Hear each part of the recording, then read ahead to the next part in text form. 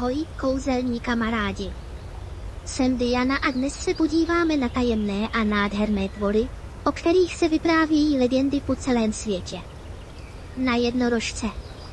Jednorožci byli vždy zobrazováni jako krásní a vznešení tvorové.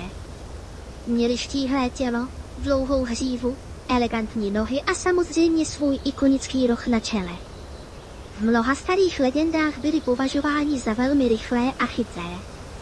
Říkalo se, že dokázali cítit dobré a špatné úmysly lidí. A proto se neukázali nikomu, kdo měl zlé srdce.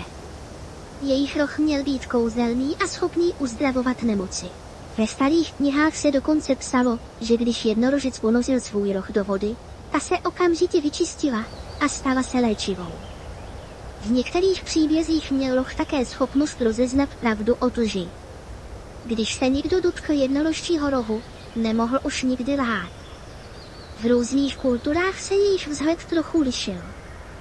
Ve starověké Číně byl jednorožec známý jako Kvilin a měl tělo koně nebo jelena, dračí šupiny a dlouhý vous.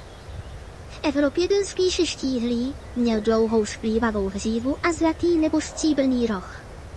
Někteří věřili, že jednorožci dokázali žít stovky let, protože byli spojováni s nesmrtelností. A co myslíte, mohli jednorožci skutečně existovat? Možná ne tak, jak si je představujeme v pohádkách, ale v dávných dobách žili zvířata, která by mohla být inspirací pro tyto legendy. To je na dnes všechno, kamarádi. Příště se podíváme na další kouzelnou bytost, tak nezapomeňte sledovat moje videa. Ahoj.